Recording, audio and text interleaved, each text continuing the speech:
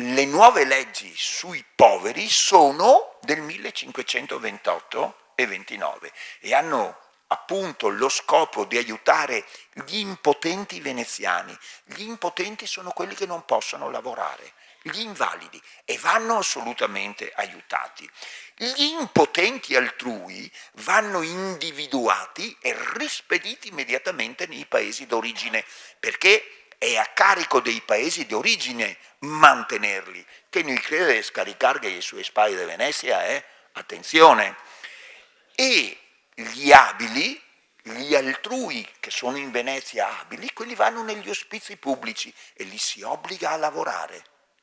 E lì si obbliga a lavorare e a mantenersi dentro l'ospizio pubblico. Qua ci sarebbe da parlare, però, tanto per vedere come sti problemi fossero di attualità allora come sono di attualità adesso. Chi controlla i poveri per legge? Lo nomineremo tante e tante volte, soprattutto la prossima volta, il magistrato alla sanità.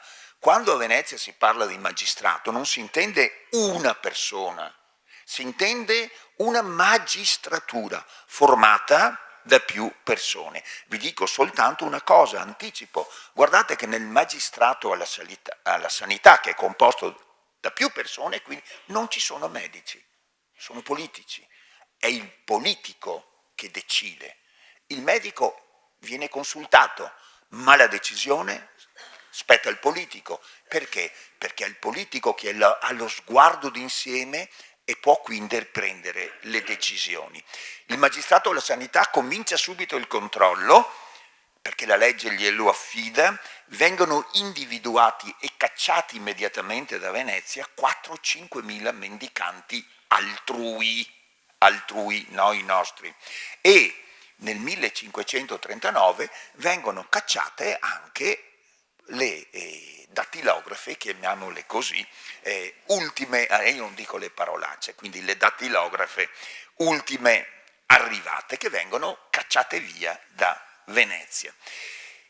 I nostri invece vanno aiutati, soprattutto quelli che non possono lavorare e quelli che non sanno lavorare. Vi parlo di una categoria particolarissima di poveri che si diffondono a macchia d'olio nel Cinquecento per fenomeni di inflazione dovuti soprattutto al grande afflusso di oro americano in Europa. La moneta preziosa era espressa in argento e in oro, cioè le miniere dell'America, il nuovo mondo appena scoperto, le riversa fiumi di oro in Europa e il valore della moneta crolla. Questo scatena fenomeni di inflazione, per cui molti si ritrovano, chi aveva risparmi tutti quanti da parte in euro, e si ritrova rovinati, no? Ma vabbè, sento del mormorio in sala.